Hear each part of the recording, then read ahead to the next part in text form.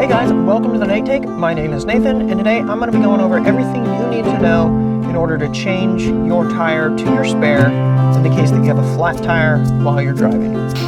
Now, your car should have everything you need inside of it in order to change to a spare tire. However, what you want to do is you want to make sure that you go through your car, inspect everything, make sure it's all in good condition. So this is the layout of how the tools were in my car. You've got the tire iron here, your spare tire, and then your jack and jack handles over here on this side.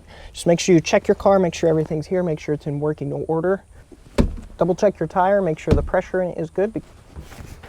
All right, so the first thing I'm going to do is I'm going to get the blanket of choice out. Now I'm just going to get my tools out.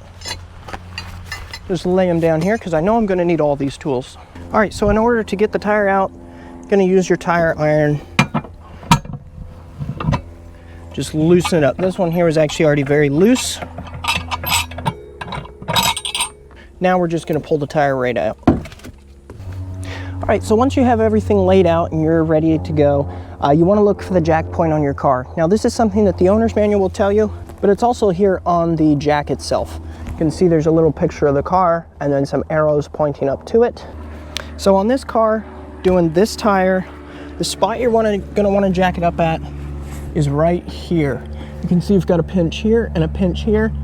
The way this works is this little notch in the jack is just going to fit right in onto the frame in order to lift it up. In order to be extra safe while you're jacking the car up, the owner's manual says that you should chock the opposing wheels. So you want to put a block of wood, a piece of stone, something, whatever you can find, preferably even plastic wheel chocks that say you store in your trunk. You want to put those at the front driver's side and the rear passenger side if you're changing the driver's rear tire, as we are in this case. So make sure you put your wheel chocks on to ensure that the car does not roll any while it's up in the air. So we have our tool out, we're ready to jack it up, but before we jack it up, what we're going to do is we're going to pop off this cover here, and then we're going to loosen the lug nuts on the wheel. Now you grab your tire iron and you just want to loosen the lug nuts. Don't want to take them off fully, you only want to loosen them. The reason for this is that if you jack the car up before you loosen them, all you're going to do is just turn the wheel. You're not going to actually loosen the lug nuts. Now what we're going to do is we are going to jack up the car. Just want to make sure we're lined up on the pinch exactly where the manufacturer says we need to jack it up at. So now we're going to use our jack handle here to continue to jack up the car.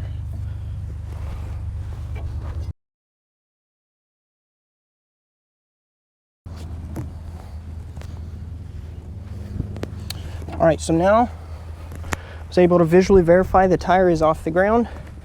So now I'm just going to take off the lug nuts by hand. Now you can pull your wheel right off the car. Set it to the side. All right, now we're ready to put the spare tire on. Make sure you have it the right way out where the valve stem is sticking out.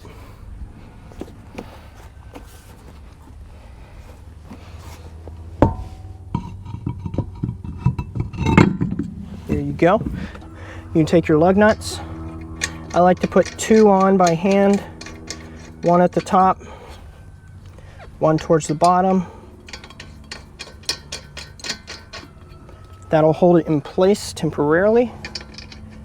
And then we'll just put the rest on by hand. Now they're hand tight. I can't turn them anymore by hand. So at this point, we're ready to lower the vehicle, and then we will tighten them up with our tire iron. Now we're going to lower the car with the jack until it is back on the ground.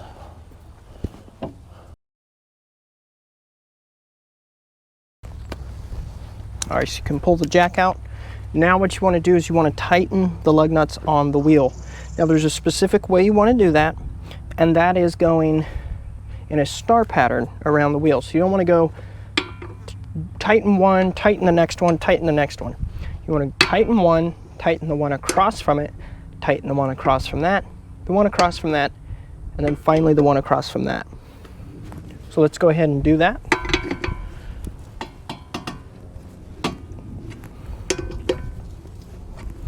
And I'm actually going to tighten these a couple times because as you tighten them, it's going to push the wheel onto the hub, onto the rotor, and you want to make sure that they're good and tight, because as you tighten this one, it may loosen up this one over here.